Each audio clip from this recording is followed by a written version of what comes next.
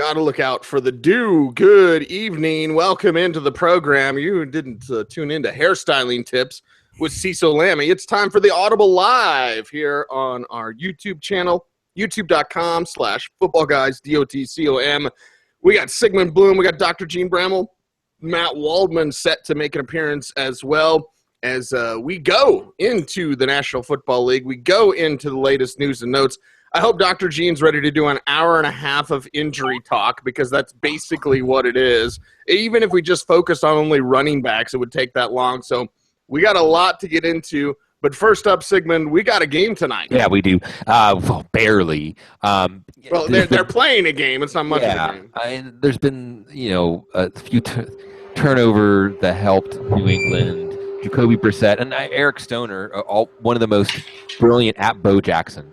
And I think he's got a site, Big Board, Bored, you should check out, marveling at the way the Patriots have installed some run wrinkles. And even Bill Sims and Jim Nantz can see that there's been some college football, what Brissett feels comfortable doing. And he's very athletic, and he's obviously keeping the Texans from just pinning their ears back and coming after him. And it's worked enough, and now you're getting into the LeGarrette Blount portion of the game in the third quarter. On the other side, I'll say it, Lamar Miller doesn't look like the Lamar Miller we saw in Miami. He looks he doesn't have the same suddenness. He doesn't have the same burst. And I think that, again, we're going to talk about running backs gaining weight. He got up to 225, and I think that he lost his main asset. And there's been some really strange third downs, like a 3rd and 8, a 3rd and 5, where they're running the ball. And Pat D-Stat, who does amazing work covering the Texans, said that on Twitter that Brock Osweiler has a run-pass option at the line, and the Patriots are probably inducing the run calls by giving him a certain look. So what you're really seeing here, though, is the Texans' offense against a good defense, and the Patriots have a good defense. It's really easy to decipher and shut down. If it wasn't for Nuke Hopkins and his individual ability, they would have barely moved the ball in the first half. And Jacoby Brissett is doing enough because he's been prepared to do things that he feels comfortable doing, which is something that we have to just take hats off to Bill Belichick at this point. And every week we get to watch him with a new puzzle, and he finds a way to solve it. Matt Waldman joining the program, and Matt, they did this in 4 days because when we saw Brissett come into the game, it was almost like they were panicked. Like you could tell, especially on that first drive last week with Jacoby Brissett, like they didn't want him in there. He wasn't ready. They look prepared now in 4 days, Matt. Yeah, absolutely. They're stretching the field from side to side. That's what they were doing early in this game, and I think that they were doing that purposely so that they didn't have to deal with that really strong Houston Texans line up front. And then they're, now that they're able to stretch it wide, now they're able to use Blunt up the middle, so that's working out fairly well. And then when you look at, you look at the tenor of this team, and it just seems like that the Houston Texans almost seem like that they're playing their big brother, and they're kind of intimidated by doing that because, the third down, they should be more aggressive. Again, they're playing a rookie quarterback. They should be more aggressive, feel like that they could get back into this game if they make some mistakes or give him some opportunities early here.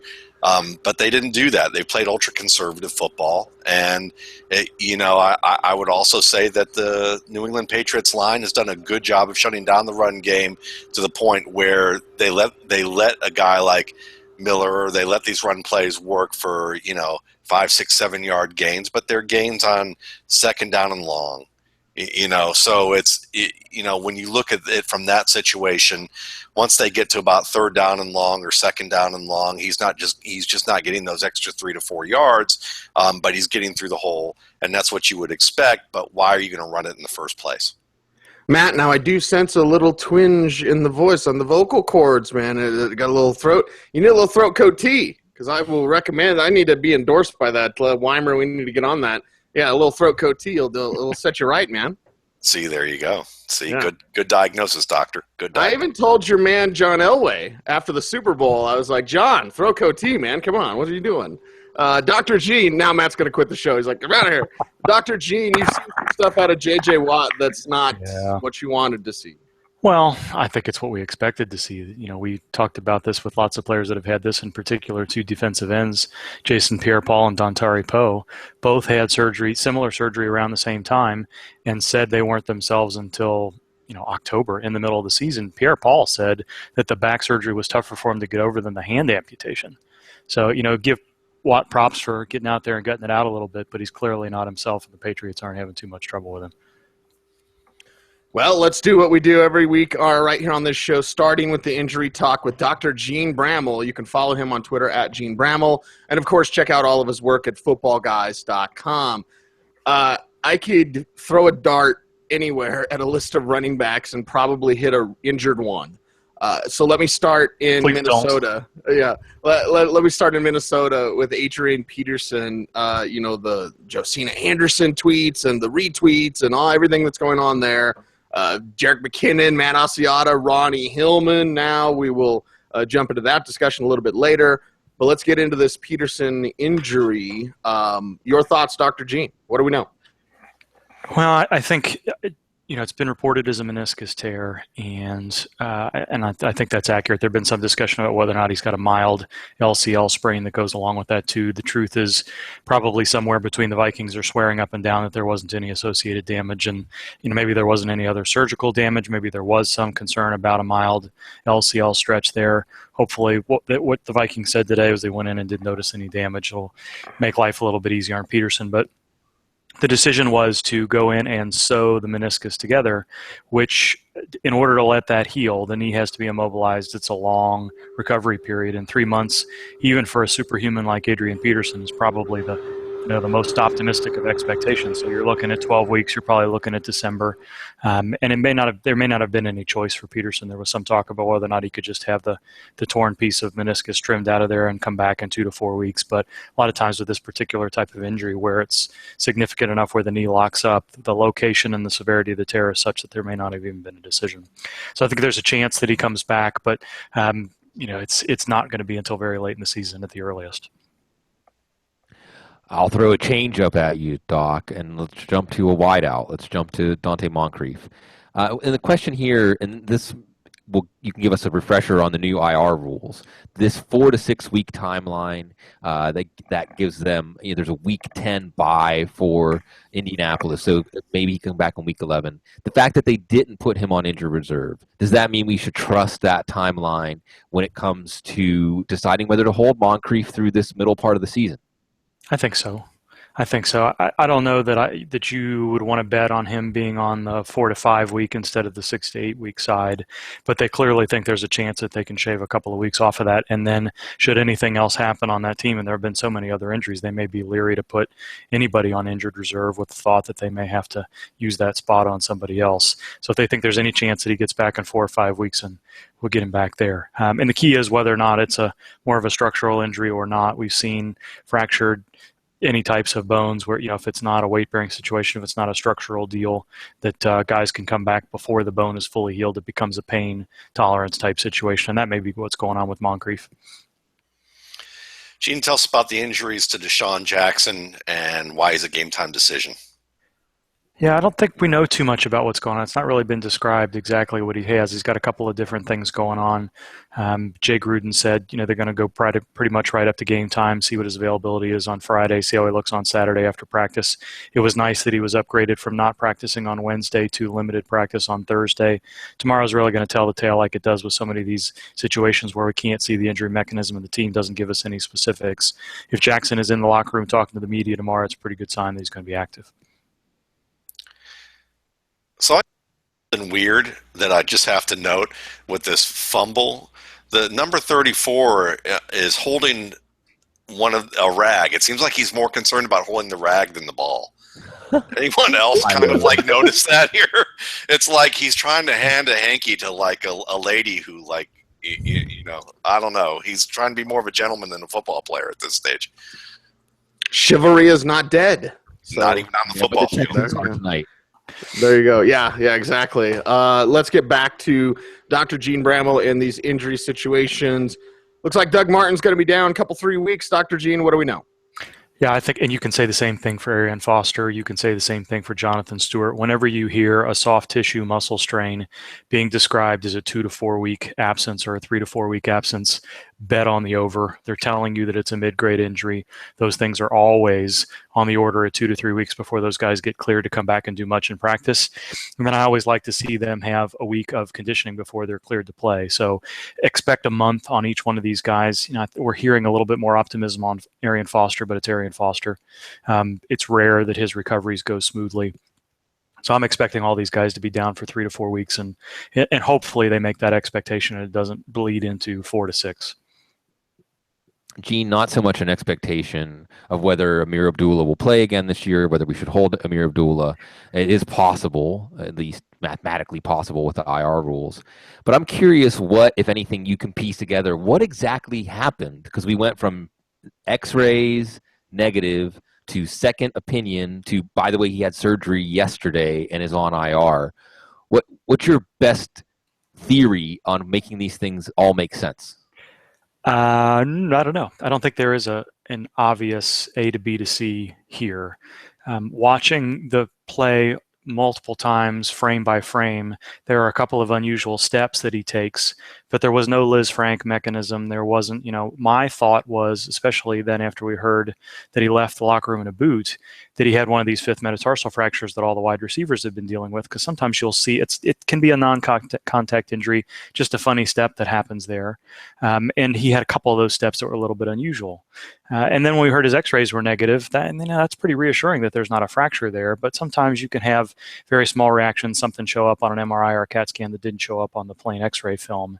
And that's still my best guess as to what happened, because you just didn't really see a surgical Liz Frank mechanism. I mean, that's very much get your foot in there and on the back of the heel and everything gets crunched down in the middle of the foot there.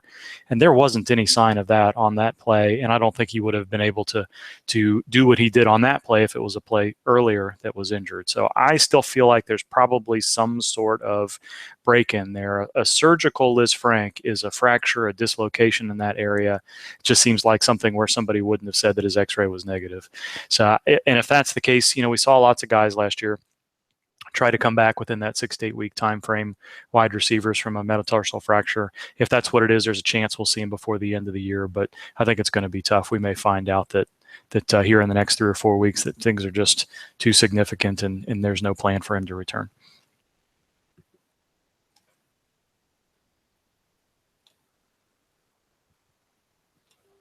Mute button. We're on the mute button. Yep. We need a graphic for that. Tell us a little bit about Thomas Rawls' shin injury. I don't know.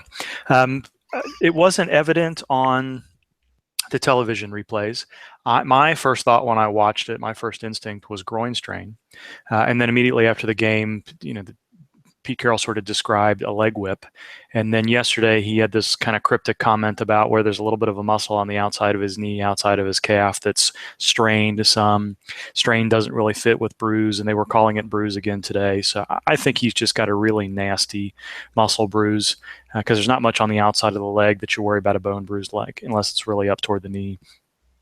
Probably not a great sign that he's not been able to practice at all this week. I think how well he heals, how well the treatment goes between, last night, Wednesday night, and Friday. If he's able to do a little bit in practice, I think that's a great sign for this weekend. But they've got Kristen Michael. CJ Procyse has been practicing a little bit more. If he's not able to go at all tomorrow, particularly if they don't let him talk in the locker room and Pete Carroll is sort of game time decision, then I think we have to be prepared for the possibility that not only will he be pretty limited in committee work, but he may not even be active. Dr. Gene Bramall, footballguys.com, as we go around the horn talking about these injuries or players that are playing but not yet in the box score. What have we seen from Rob Gronkowski tonight, Dr. Gene? Not much. I think he played a fair amount of snaps in the first half. More of them, honestly, he was blocking than anything else, and I don't know if he was a huddle decoy. He wasn't even a route running decoy. There have been multiple red zone snaps that I've seen here on a couple of different drives in the second half. I've not been counting up his snaps, but he's not been in there at all. And usually when we see these guys have a limited snap count, you see them high leverage third downs, you see him in the red zone. Gronkowski was in there for one red zone snap and couldn't elevate at all. The pass was nowhere near him. It wasn't going to work anyway. But and you're not even seeing him in this particular red zone series on the field at all. They're trying to throw the same things they would have thrown to Gronk to Martellus Bennett here in this particular series. So, I think the hope was, maybe he'd feel good enough in the moment, the adrenaline would kick in, and he'd be able to take 20 to 25 snaps and look okay tonight, and then he'd have 10 days to recover. But it doesn't even look like we're going to get away with that. It's another snap here where they're in a heavy package, and he's not even, well, he is in there actually, and he doesn't look very healthy. Kind of blocking on the edge there, kind of just jumped up at the end and didn't quite look like himself. So hopefully in 10 days we'll get closer to the usual Gronk back. Oh, sorry. I was mesmerized watching finally LeGarrette Blount get in. Gene, I just want to revisit Jamal Charles again, because once again we're at scout team. Once again we're at Andy Reid being cryptic. This one's probably not going to be a touchdown, actually. And once again, I'm trying to do the same thing I asked you in the question about Amir Abdullah. Piece this together to have some sort of logical explanation. The only thing I can think of is, again, it's a mental thing that he just doesn't trust the knee. And if you want to run with that, that's fine. But give me your best theories and then how that would affect how we view Charles for the rest of the season. So I think a mental thing would be the easiest explanation, the most logical explanation, if we didn't hear that he was doing well in May. If we didn't hear once they moved him off the PUP list that he was begging to do more in training camp practices. If he hadn't been through this rehab in the past and done well and been successful at it, is there something else going on with his knee? Was there a setback? Was there something unexpected immediately after they brought him off the PUP list? I don't know. It's just beyond bizarre to me that they're allowing him to practice on the scout team. Rather than resting him if there's something more going on. I mean, I guess that stands to reason that maybe there's a mental side of things going on too, but I still think at some point when he finally comes back and looks a little bit more like Jamal Charles, someone is going to tell us, here's what happened, whether it's Charles or the trainer out there that speaks very frequently, Burkholder or Andy Reid or something like that. I still think there's another shoe to drop in this situation. Gene, let's just play a little pretend for a moment, okay? Let's pretend that Corey Coleman... Yes, a little pretend, okay? Let's just pretend for a moment that Corey Coleman was actually on a team where he would have had some fantasy value moving forward, okay? Now, in this pretend world, when the fact that he hurt his hand, if he were to come back in 4 to 6 weeks or whatever his timeline is this something that would still hamper him over time because of the fact that he is a receiver and it is his hand, and or is it something that once he's better, he should be all better? I think in this case, once they clear him to return, it's probably not going to be a major issue. Unlike a lineman, linebacker, even a running back to a certain extent, there's really no way to splint a broken bone in the hand and still allow a receiver to be as effective as he was previously catching the ball. We saw Jeff Janis try to practice with a club at the end of training camp there, but he was really, come on. Unless Jeff Janis was the second coming of Hines Ward as a blocker, he's just not, you're not going to put a player up there. Did he have a spike out of that thing? Was he trying to kebab the football? It looked like a bowling pin on his arm. So I think, when Coleman is cleared to come back, when he's in a small enough, where they can basically pad a receiving glove, that's probably when they're going to clear him to come back. When he's going to be able to put his hand down to brace his fall and not be at risk of any aggravation. That's why we're kind of here in 4 to 6 weeks. And I think when he comes back, he should be trustworthy. Bloom, there has to be some sort of Big Lebowski nickname we can give to Janis now. If it did look like a bowling pin, I mean, nobody messed with the Jesus. I mean, we got to figure something out there. Yeah, he's got 8-year-old reliability. I'm not sure. I'll have to think about that one. Okay, rent's due on Friday, by the way. Let's talk about Jay Cutler, Dr. Gene, and just how tricky this latest injury is with Cutler. Yeah, the interesting thing about this is on Monday afternoon, it was kind of reported that he was dealing with a thumb sprain and trying to play through it anyway. So I don't know if this was because the play in which he left didn't look all that significant. So you just wonder, probably just an aggravation of what he was dealing with before. And it's gotten to the point where the strength, his grip strength in that throwing hand isn't enough to allow him to throw the ball. So I don't know that this one is unusual. It seems like it's a good sign that all those x-rays were negative. He's already kind of begging to play, probably because he tried to play through it in the past. But he didn't really look like himself even before the injury, and then after the injury, definitely not. So I think it makes sense to give him at least a week to have the inflammation in that area settle down, to get some of the strength back, to allow him to do some rehab and then return. Won't be completely impossible to see him play this week, but the original estimate was 2 to 3 weeks, and I think it's going to be closer to 3 than it is to 0. Gene, we got some tough calls here with Alshon Jeffrey playing Sunday night and Willie Snead playing Monday night. Both missed practice today. Now, Snead, it's the first practice of the week, a toe. Jeffrey, it's a downgrade. We might have to make our lineup decisions without clarity on Jeffrey and Snead. What's the best guidance you can give us, knowing that we're all going to be guessing to an extent? We have Brandon Marshall, too. And Thomas Rawls even. Yeah, Thomas Rawls I don't think is going to be as big of an issue, because even if he's healthy, you don't expect him to be getting 15 to 20 carries anyway unless something happens with Christian Michael. We're sort of back where we were leading into week 1. Brandon Marshall and Alshon Jeffrey are both players that have not practiced during the week at all in the past, returned, toughed it out, and played effectively. In fact, those guys have returned with significant injuries that kept them out of practice for weeks at a time in the same game and then played the next week and the next week. I'm a little bit more nervous about Marshall tonight than I was last night because he's not practicing again and he's listed with foot in addition to knee. Just wonder if there's something more than that mild MCL sprain that might be limiting him. But both of these guys have played effectively through injury before. Tomorrow is going to tell the tale. We talk so much about media availability and that sort of stuff. We're not going to get anything from John Fox. I doubt we're going to get anything from Todd Bowles tomorrow. So those guys are going to be, and then into Saturday with some of the major media reports, that's what's going to tell the tale in those situations. Willie Snead, there's been nothing out of New Orleans, and Sean Payton doesn't give us anything either. In fact, he's probably more as quietly misleading as any other coach in the league. Toe injuries are concerning. If the toe injury has occurred, he finished the game, he didn't really notice anything out there. He's got an extra day to prepare and get treatment, so he may well be not practicing or limited tomorrow, and then we're going to get an early morning Saturday report that's pretty reassuring. For now, I think all three of them, you err on the side of them being limited, but I think there's a good chance that all of them will be active and productive this week.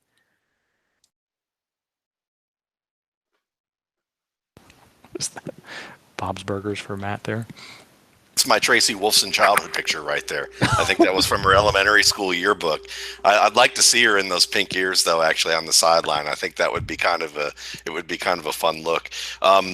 But seriously, talk a little bit more about Tyler Lockett. Obviously his knee looked looked like it was bothering him at the end of this game last week. How's he going to be this week? Everything other than Rawls today was reassuring in Seattle. Doug Baldwin returned to a full practice.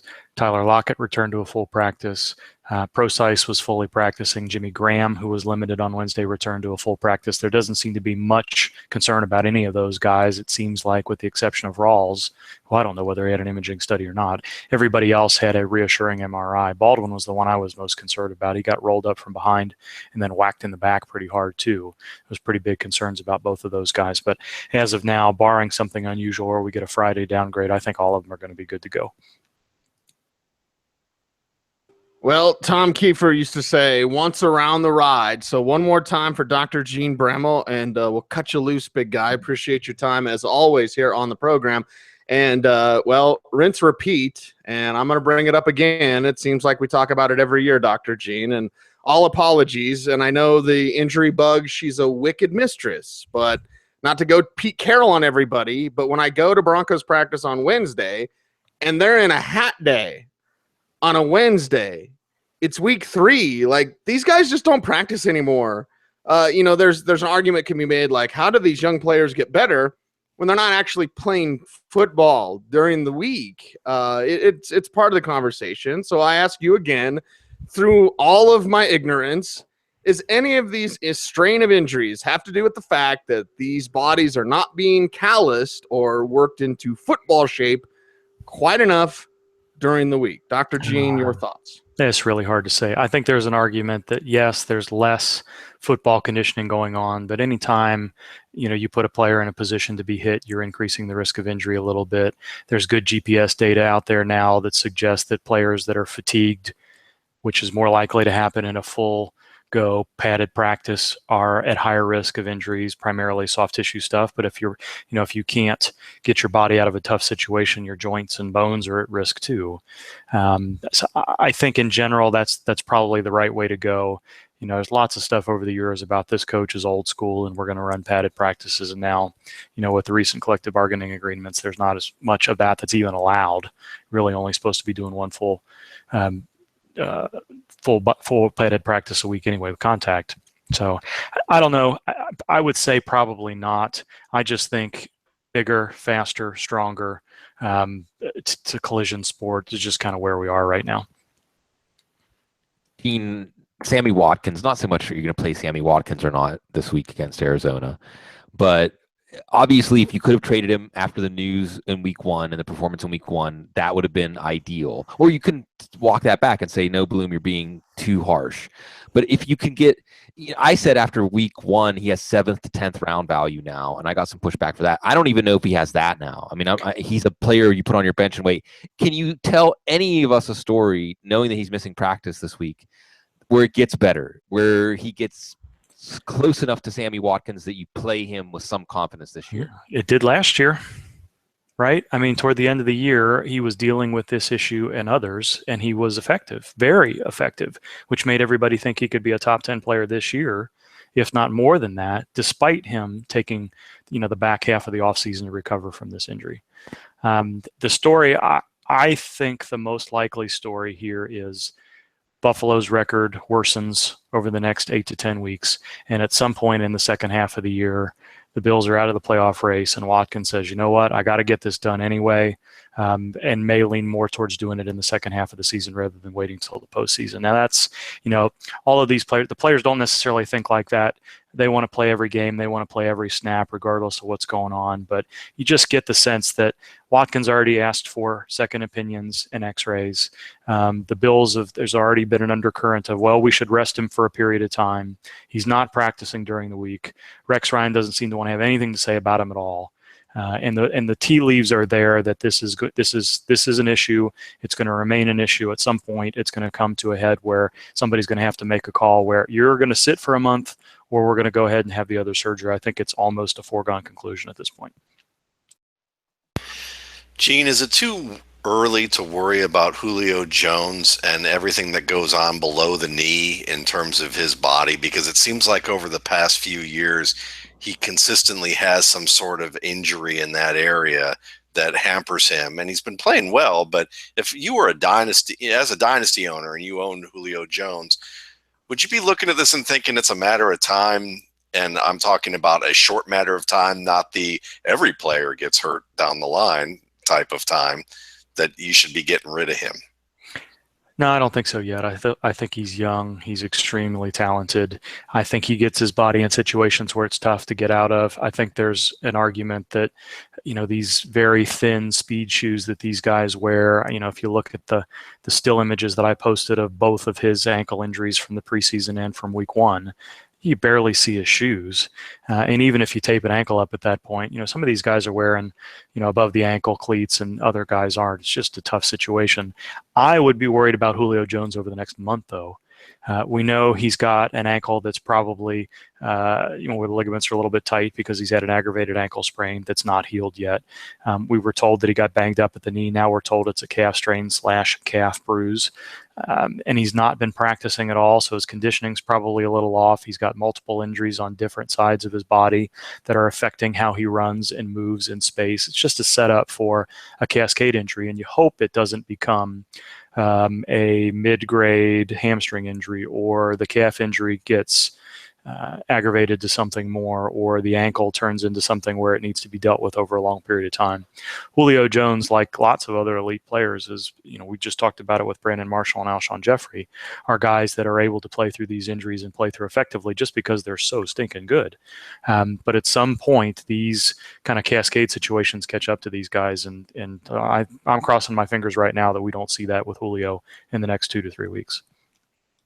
I'm going to get that drop. He's so stinking good. He's Dr. Gene Bramall, footballguys.com.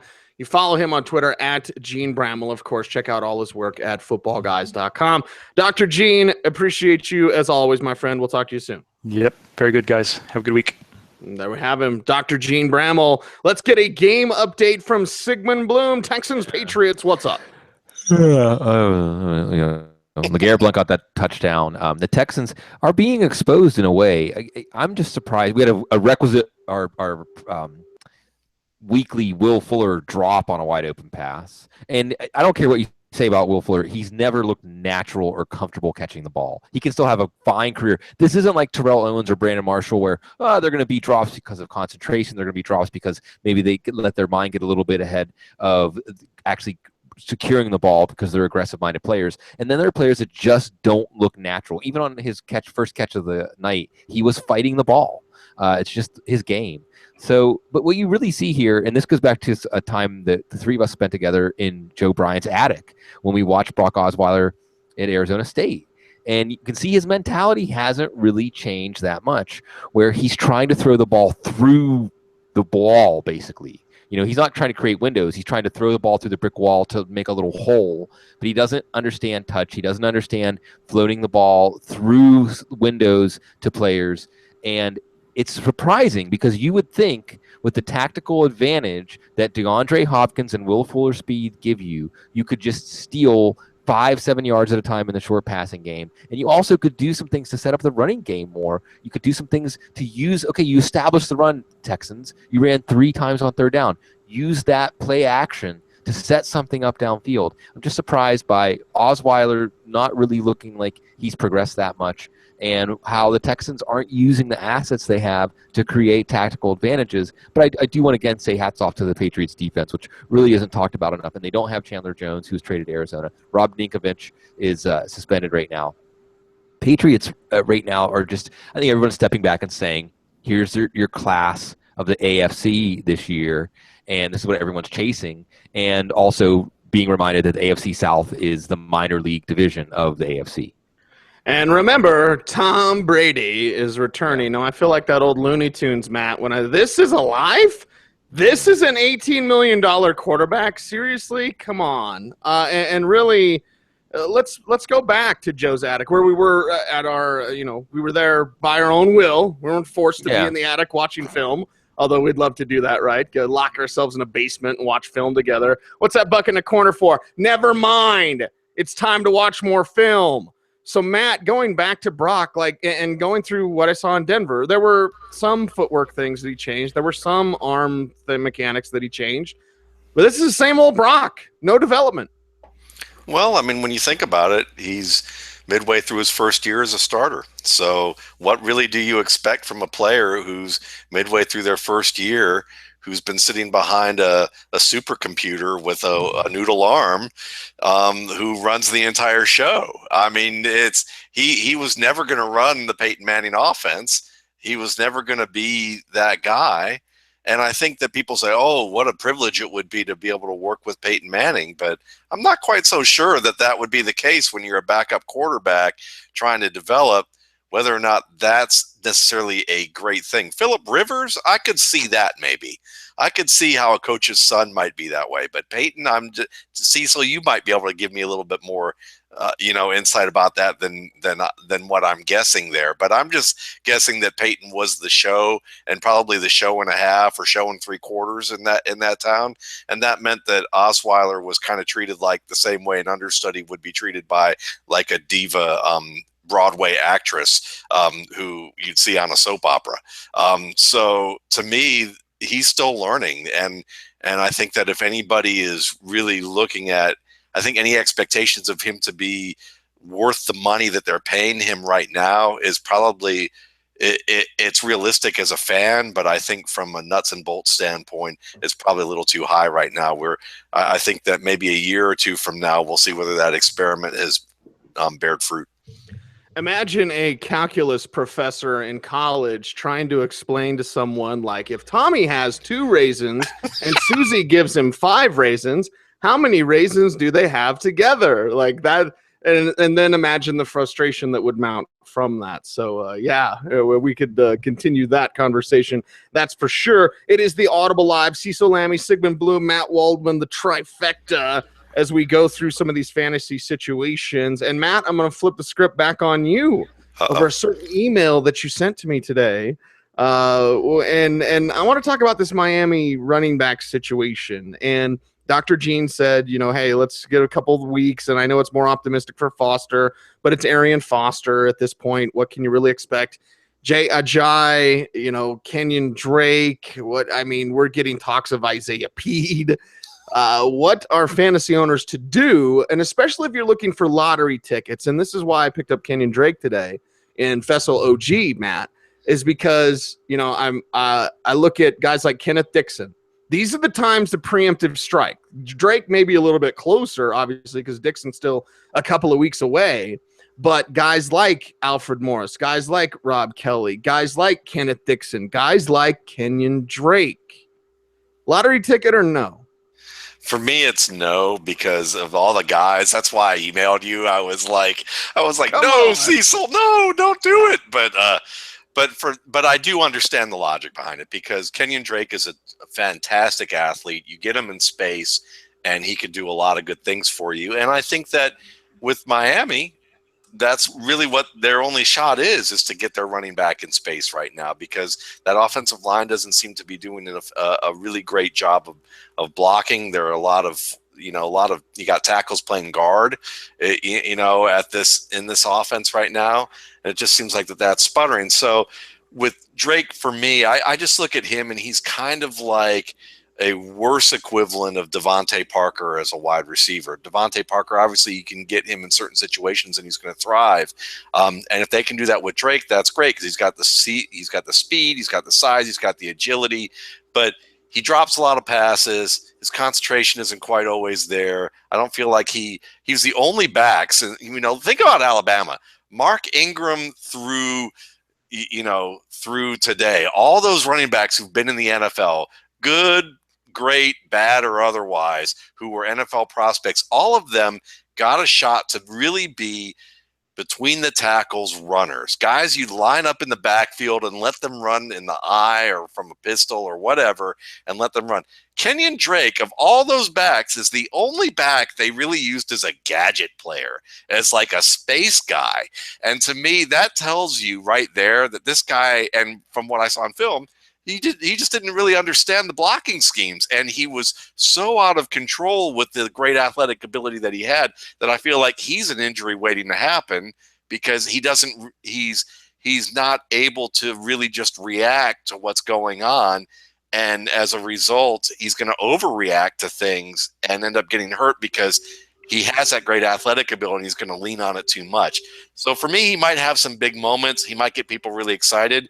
But as weird as it sounds, I'm kind of thinking the way Isaiah Peed played in the preseason, that he actually looked pretty good. I know. So I'm kind of thinking that, as crazy as it seems, I'm almost waiting on Damian Williams or Isaiah Peed as guys that, like, well, let's see what happens here. If they start to get some time in the third or fourth quarter of a game and they look a little better than Kenyon Drake, it might be time to pick them up the week before they really have an impact. Because I just don't trust the first 3 backs on that board. I mean, Ajayi, I do a little bit if he can get out of the doghouse, the ability's there. But even he's a little bit has always been a little reckless and not completely cognizant of what he needs to be doing yet. He's just that flash of physical talent that can seduce people, and I think that it is seductive. And he's probably the best combination between Foster's skill and then Drake's athletic ability. But being in the doghouse is an issue. Yeah, being in a doghouse for 8 months is an issue. And we saw Kenyon Drake and Tyler Ervin on the same field, and I prefer Ervin. because he actually runs under control. Drake does not with all that speed. Bloom, how you breaking down this Miami thing? Are you waiting on Pede? Are you waiting on Williams? Well, I think Ajayi's worth a pickup this week to see what happens, just because if Cody Kessler looks like Cody Kessler and Miami's defense, Dominic Su stomps him a couple of times or something, and Miami has a lead, and Ryan Tannehill's going to have a lot of success passing the ball on Cleveland's defense, then in the second half, you are going to have, even with 4 offensive tackles, a run game that can put the lean on. And Ajayi just seems like he's the guy to do that. And as Matt was saying, there's a bit of recklessness to his game, but just pure energy in the second half can start to break some runs. He still see the talent that we saw back at Boise State. So I think that he can redeem himself in this game. And if there's a running back that can possibly turn this situation into a productive situation, other than Arian Foster with the backdoor covers on all the catches in a PPR league, it would be Ajayi. So I will see what happens because of the matchup, because the matchup could redeem him and change the light we see him in. And if it's not him, then it's probably nobody. And, we're looking at some running games like that now. Like Minnesota's running game, because of their offensive line, might be like that. Yeah. There might be some running games, like Chicago's, where we are saying, like, ooh, and we love this in the waiver wire show. We love this in fantasy football. Like, what about this guy coming up? What about this guy coming up? The reality might be there's not a right answer. Nobody is going to produce in this running game. Well, let's stick with Minnesota then, Bloom, because you brought it up. McKinnon, Asiata, and Hillman now. How are you looking at that situation? Oh, I think McKinnon is impressive. And I got to give a hat tip to Matt Waldman. Again, I'll mention this conversation we had where I didn't quite see it when I was watching him as a option quarterback and then trying to translate that. And Matt said, I understand why you wouldn't see it, but there's some subtle things that are there. And each year it is built on itself to the end of last year and going into the preseason this year. There's some excellent talent there. I saw him in the preseason finishing runs like an NFL running back. I saw him getting that extra push, taking tackles a little bit farther. But the suddenness is still there. The speed is still there. The main question I'm going to be interested in watching Carolina and Minnesota this weekend is does Norv Turner, and this is something, again, I'll go back to what Eric Stoner was saying about the Patriots, that you look at the personnel you have and you deploy them in such a way to maximize their talent. And I replied to that, that it's crazy, because it's crazy that the Patriots installed all these new looks in their running game in 3 days. And I said it's crazy that coaches will not more often trade the certainty of crispness of execution for tactical advantages based on the players you're putting out there. So, we're running something we only just kind of try to put in this week, but that this is a better way to try to beat the opponent than just doing what you did last week and hoping that somehow it works. So if you're trying to run Jerick McKinnon on the plays that Adrian Peterson and this offensive line were not able to make work, then what's the point? If you spread the field out a little bit more, if you allow Jerick McKinnon to get out in space more and run some more shotgun, then he can be successful in this offense. I don't think Matt Asiata can be successful in this offense, so I'm not interested in Asiata. I'm very interested in McKinnon as the talent, but if Norv Turner just runs the same offense with McKinnon as he did with Peterson, then we're not going to be too excited about it. Well, and something that we talked about in the preseason, Matt, as I tossed the Minnesota situation to you, is this offense better with McKinnon than they would be with Peterson? And it was with Teddy, of course, but thinking back to, August storylines, here we are at almost the end of September, and like so much is different. But one of my thoughts and feeling was, it's going to be McKinnon eventually. I felt this was Peterson's last year with Minnesota. I still feel that way anyway. The offense can be more explosive, can move the ball, can work better in space. That fast track now, they got the new stadium, looks beautiful. Indoor, fast track. That's screaming McKinnon to me. And let's talk about that transition, because it's something that not everyone can make. And I believe we saw McKinnon, correct me if I'm wrong, Matt, at the Senior Bowl. But, that is a transition that not everyone can do. We did, and he looked pretty good. And I think the thing is that we were able to see him used a little bit more as a fullback in some of those option sets, and then even as an option quarterback. I remember watching him against Georgia as a quarterback on some runs where they let him keep it up the line, up the middle, and he made some nice reads of blocks. You saw him fit through tight creases and finish strong. You could see the cutting ability that was there. He obviously was a great athlete. So when you look at him as a pure talent, I can see why the teams were very excited about him. as far as your question about whether they're better off, they might very well be better off because it's kind of like the Lions and Calvin Johnson. It's one of those things where you feel like you have to feed this guy because he can achieve greatness at any moment in impossible situations. And I think that this offensive line just wasn't quite good enough for them to be able to continue feeding him and justify doing that. And now they don't have a reason that they have to run out of the I formation, that they don't a reason that they have to pound the ball to him and let him gain, 1 to 2 yards a carry or 2.7 yards a carry and not break anything and feel like that the drought's going to end at some point, So I think at this stage it does fit better with what they're doing. And while I don't see Jerick McKinnon as a possible running back one who's going to be the champion guy on your team this year, I do think that his upside probably is that of a running back too.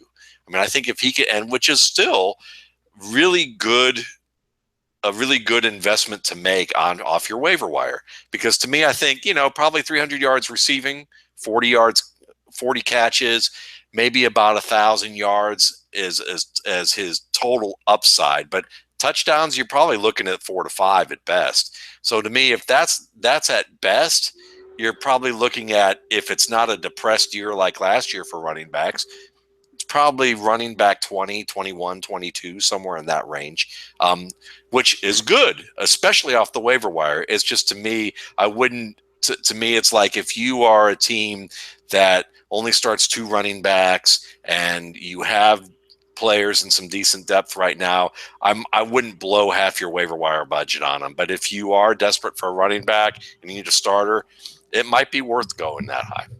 Well, it's the crutch, really, and we've talked about it before from a player standpoint, but coaches definitely have it. And hey, no offense to Calvin Johnson, who's was amazing, or Adrian Peterson, amazing football that we were able to see from these guys. But it's like Jay Cutler and the big arm. Why does he need to learn how to go through his progressions or throw with anticipation when, regardless of the size of the window or throwing off his back foot mechanically, he can zip that thing in anywhere, and it's a bad habit to get into. So I look forward to the creativity that I'm expecting from Norv Turner now without Adrian Peterson. Bloom, is it time for a game update? What's going on there? I don't know. Pat B. Stat was just saying that Lamar Miller was having his knee looked at. So we just have to watch that. Hopefully that's nothing. But if it isn't nothing, I mean, I did bring up Tyler Ervin, but if it isn't nothing, where are you going? Well, nowhere, honestly. We'll see a lot of Alfred Blue. They use him as the battering ram. We'll see some Jonathan Grimes on pass downs. But I do think that the offensive line, for the kinds of runs that they're running, and again, credit to the Patriots, we've seen Lamar Miller in these first 2 games with tremendous game scripts, and they're still not getting the same. You're not seeing the breakthroughs that you see as teams run the ball well into the fourth quarter, nursing a lead. So I'm not sure that this Texans running game, now that being said, with the AFC South schedule, with the defense that they have, that looks a lot better when they're not playing the Patriots, not playing on 3 days rest. Maybe there's some game scripts there, but I think if it's not Lamar Miller, this is going to be one of those situations. And now Brock Osweiler, this is one where, Burgess Meredith's in the corner. He's throw the damn towel. Like, they're banging on the ring at this point, because poor Brock Osweiler might not be the same if this fourth quarter goes like this. We saw the Patriots let the Dolphins back in the game last week. They're not going to make the same mistake this week. No, not against Brock. And you're going to be Rocky's trainer. I'll be Apollo's trainer. Throw the damn towel. Yeah. And then, boom, sorry, Apollo. Oh, loved it, man. Loved it. Rocky 4. Awesome. Matt, I was not expecting the Patriots to win this game. Like, when Tom Brady comes back, they're going to kill the NFL. They're going to crush everyone. They're just going to crush everyone. Yeah, it's going to be insane because they're probably going to get Gronk back around the same time. They're going to run those 2 tight end sets. They're going to be able to adjust to pretty much anything that the defense throws at them and confuse them. And it's going to be a lot of fun to watch if you're a fan of offensive football, regardless of what team you're loyal to. And then on top of that, if you're a fantasy owner and you've been holding on to Brady, or you've been patient with Bennett and Gronkowski, and you're winning right now, and you have one, two, or all three of those guys, probably more likely two, you're going to be pretty happy heading down the stretch if things work out the way it looks. Bloom, you're a rebel. You Mm. always have been. You have those tendencies, that nature inside of you. And when everyone drafted, there was a lot of like go wide receiver early, wait on running back, and there were a few exceptions. You stumble across David Johnson somewhere in your first round, you're going to take David Johnson. Todd Gurley, you're going to take Todd Gurley. Or some taking Adrian Peterson, what have you. But I'm looking over the top 5 and even the top 10. Football Guys standard scoring, mind you. But the top 5 fantasy running backs, none of them were first-round picks or really even close. D'Angelo, Forte, CJ, Ware, and Melvin Gordon, who we've talked about, top 10 after that. There's Crowell, DeMarco Murray. There's David Johnson at 8, LeGarrette Blount at 9, and Latavius Murray at 10. How much are we going to see next year's strategy? And let's just kind of reflect a little bit on the draft and those that did wait on running back, and then these just dire situations we've seen for backs so far this year. Give it time. I mean, the other thing is you look at the top 12 or 15 ranked running backs this week, and you can see if you have 2 running backs that you feel confident reasonably will get 15 to 20 touches, that you're feeling good about your running backs this week. So I still think that as it becomes harder and harder to nail those running back picks, it becomes more and more valuable if you do. So if you see things intersecting, and with Lamar Miller, everything has played out the way we expected, except that the Texas offensive line suffered. Dwayne Brown still not back. They lost their center, Nick Martin. And Miller just looks not quite the same. I think gaining the weight so he can handle 25, 30 carries a game, you're losing his main value. But the idea of him being in run-heavy game scripts on a team that is willing to use him more than his previous team, that was there. David Johnson's going to be a hit. I still think if Ezekiel Elliott's conditioning comes around a little bit, he could be a hit. And the best running back pick of all this year in the first 2 rounds is probably going to be Le'Veon Bell. And I think even if you start 0-3 with Le'Veon Bell, if you can just get into the playoffs, especially now if you did Le'Veon Bell and D'Angelo Williams, you're not 0-3 probably. So I still think that we can look to the Pittsburgh backfield as a shelter. I still think that there will be a running back, maybe Melvin Gordon, C.J. Anderson, that after this year will take them in the first or second round next year. And there's still always wide receivers to be had later on also. So I will still say that if you see a running back, David Johnson being a good example. I remember the moment this preseason when I kind of had the light, okay, I'm on board now with David Johnson. If you see everything intersecting at a player who's still on the upslope of his career, then you spend that first round pick or second round pick on them. Because if you have that steadfast, stalwart, every week running back, that gives you an advantage that very few fantasy teams have. When did you take your first back in Fessel OG, the Football Guys Expert Staff League? LaShawn McCoy, like in the 4th round, I think. Yeah. Okay. Yeah. Okay. And I should, McCoy, another guy. The air's gone out of that balloon. Maybe Eddie Lacy will bounce back for the Packers. Should bounce back this week. Yeah, I guess Detroit doesn't have anybody, so we'll see. But I still think that the harder it gets to nail running back pick, the more valuable it gets to nail one, which tells me I'm not going to say shy away from early running back picks, because if you get it right, the value of it is magnified. Sage-like wisdom and advice from Sigmund Bloom. Matt, where do you weigh in on this topic? I know it's early, but I just, reflecting on when we were drafting, 3 weeks ago, and now seeing what's come to fruition. Well, I mean, I think that when I started writing about upside down drafting since 2008, 2009, somewhere around there, and talking about the fact that backs who were picked according to ADP in the first 12 picks tend to have a high turnover rate in terms of injuries or getting demoted or underperformance, and it's a reason why you should consider the alternative. But at the same time, I always looked at it as a counterpunch, and it's not the prescriptive strategy, as I'm watching my Fessel OG guy score a second touchdown here up the sideline. But I agree with Bloom that when you're looking at players, it's really about picking the right players. I know that sounds simplistic, but there's often times where when people go gaga over one position group or one strategy, that's the time that if you understand talent, if you understand players, you understand football to an extent, and you're not just playing the numbers, that you can often exploit that strategy trend by going the opposite way. And so that goes back to Paul Charchian's original point of do the opposite, which is, why he started doing, drafting wide receivers early. And I mean, I look at this, and I mean, there was plenty of value at wide receiver in the mid rounds this year. So to me, I kind of did a mix of both types of drafts depending on who I was drafting against and what position I was in terms of draft order and what the league rules were like. And I think that it's just always different from there, from that standpoint. But the fact that we're having like an injury apocalypse with running backs, it doesn't shock me.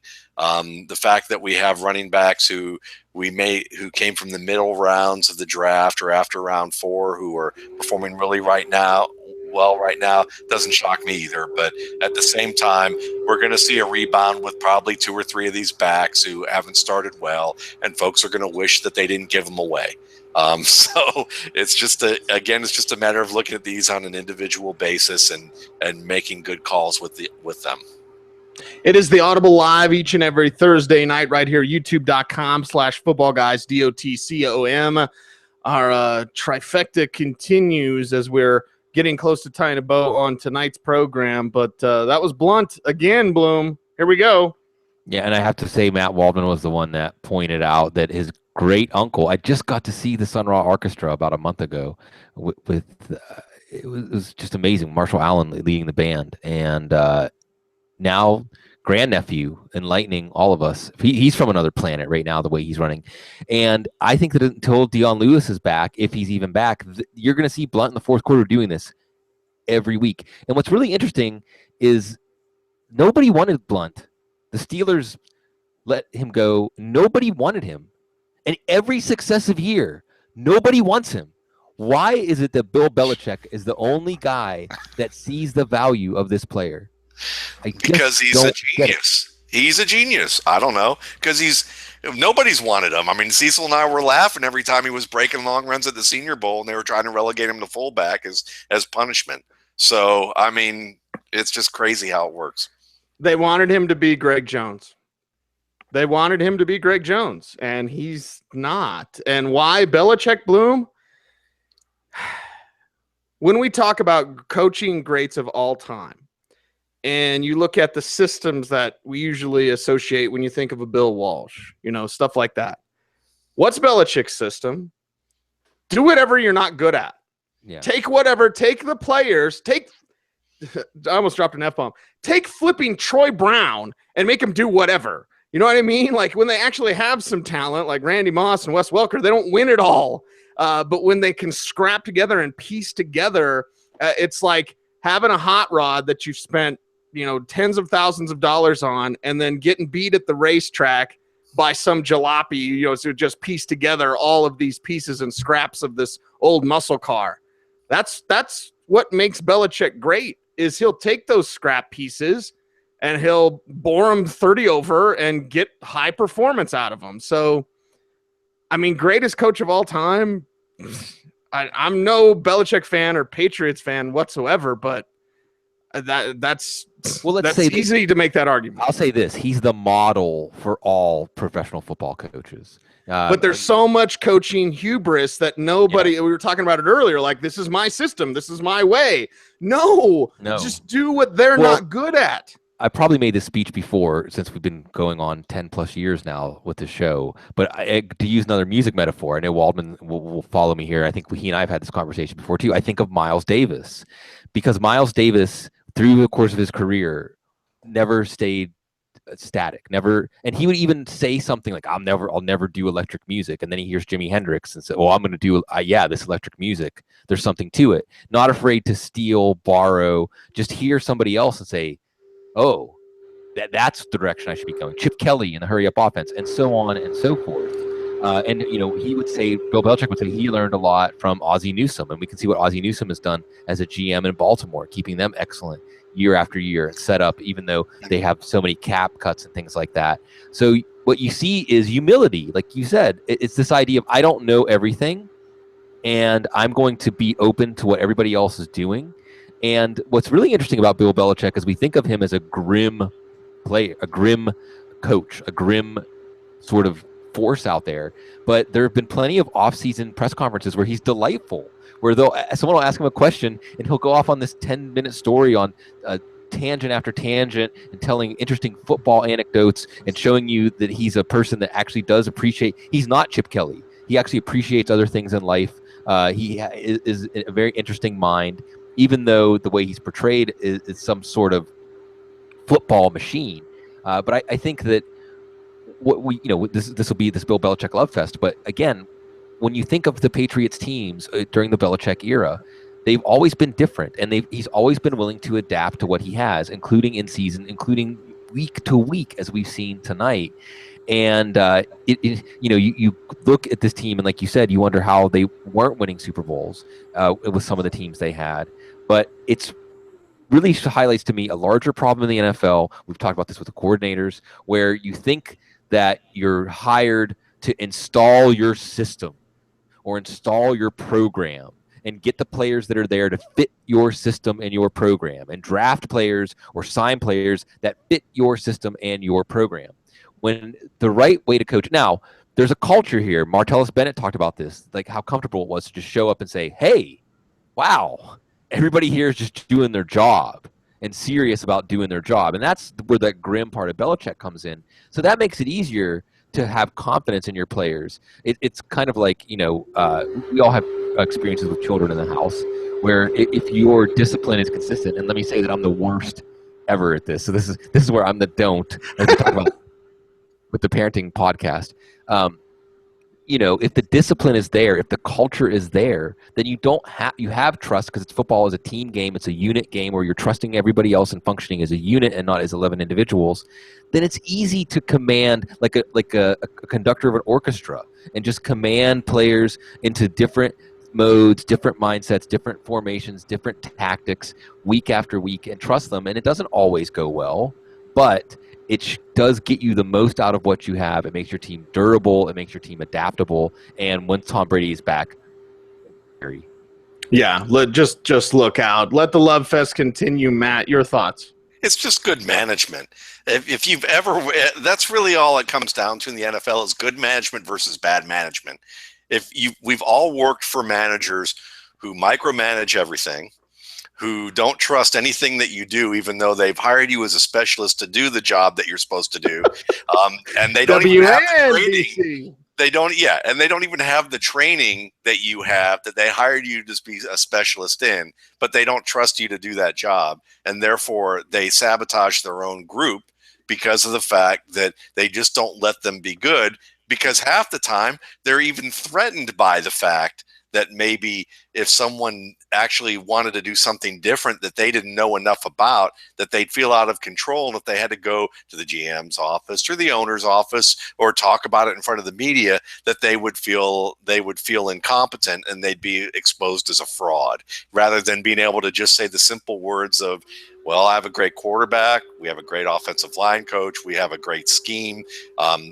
I trust them to do what they're supposed to do. And my job is actually just to provide oversight, not run the show and to be like a marionette who holds all the strings. I'm more of a conductor, and everyone here is world class at what they do, and let them do it. As Bloom said about the Miles Davis comparison, I mean, the musicians he had and who he brought on were some of the greatest that you will have ever seen. And what they were able to do, I mean, they were the greats in pretty much every instrument that in the idiom, in terms of what they did. And he did that for a purpose, because he wanted them to be able to interact and to be able to be creative and to generate their own thing and work within that. And he was comfortable enough to know and Miles was a very good musician, a great musician, but technically he was a little bit more limited as a trumpet player. So when you think about a coach and translate to like Bill Belichick is, we talk about what a great mind he is, but he also probably understands his limitations and leans on the people that he needs to lean on. And so, yeah, they go on to another place. He understands that actually accentuates his leadership, and it makes him look better when you're a good leader and you're able to say, that was all them. that was all this guy. That was all that guy. Not that, oh, I trained him and I made him great, and and he did everything I told him to do, and that's why he's great. No, that you as a good manager, you should be able to have people who folks want to take away from you over and over and over again. Go, that's okay. There's more where that came from. I'll find someone else. Yeah. And that's what he does. And the NFL doesn't get it. As corporate as they want to be, they are exactly what's wrong with corporate America in the worst ways, as opposed to what it is in the best ways. The Bill Belichick coaching tree is like Charlie Brown's Christmas tree. It's just like And coming soon to a franchise near you, Josh McDaniels, the sequel. Yeah, do your job. I hope he's learned that you can't yell at everybody, including landscapers in Spanish. Joshy McD, love you. And Belichick, I've had a chance to I wanted to go say hi to Michael Lombardi at Shula's, and they're in the combine, and him and Josh and Bill Belichick were sitting around telling Dick Cheney jokes, having a couple of cold pops, and like you get to see that different side. It was almost like, Twilight Zone. There's something on the wing. Like, wait a second, Bill's like smiling and having fun with his friends. He has friends. So anyway, that's a wrap. Bloom, final thoughts. Final thoughts again. Like Garrett Blunt, as Matt was saying, in a special OG team. I mean, this is your answer to running back woes. I think that we saw this last week in the first half with Jimmy Garoppolo, but we're just reinforced that once Brady is back for fantasy football, this offense is going to go nuclear. Martellus Bennett looks great, and I think that this is going to be a team that is very difficult to slow down because their defense is so strong, because their offense is so deep. Remember, this offensive line is still getting into sync, and Rob Gronkowski is still a very minor part of this team. And the Texans are a team, like Hank Jones, love you, Hank, said earlier tonight. It's almost like beating Kansas City and Chicago really doesn't mean that much with the Texans. And granted, in their division, Tennessee, Jacksonville, Indy, they're going to have some matchups where we're going to look at this offense. But when they do face a better defense, we can see Brock Osweiler's big deficiencies. We can see Lamar Miller, if he's not getting 30 touches in a game that they're leading in the second half, how we're going to be protecting him. I think we've seen the Texans exposed to an extent. And I don't know that their defense was so much exposed in this one, but their offense certainly was. And as John McClain put it, Hoyer the Destroyer could have been out there for the Texans, and he will be out there for Chicago Sunday night, and they still would have scored the same number of points. Yeesh. Matt Waldman, final thoughts. I'm just glad to be here. You know why I'm here. I'm just here so I won't get fined. I'm just glad to be here. I'm glad I've got LeGarrette Blunt. That's all I can say. I'm glad I've got my brothers like you guys, man. It's really a joy to do this show with both of you. Dr. Gene as well. I mean, what a connection. What a group, and what an audience that we get to enjoy every single week. We appreciate each and every one of you. I'm going to leave you with some words from Von Miller tonight, as talked to Von today. And he said something that I think all of us should absorb, understand, and go forth with in our own lives. He says, quote, the discussion we're having about social issues should continue to have these great discussions to make this great country even better. It's already a great country, but there are still issues that we have to face and have to fix. So let's all work towards unity, come together, and let's enjoy this thing, man. This thing called life. And for Sigmund Bloom, he's awesome. You can follow him on Twitter at Sigmund Bloom. Matt Waldman is at Matt Waldman. He's fantastic. I'm Cecil Lammy. I'm okay. At Cecil Lammy on Twitter, saying thank you for watching. Stay tuned and stay frosty.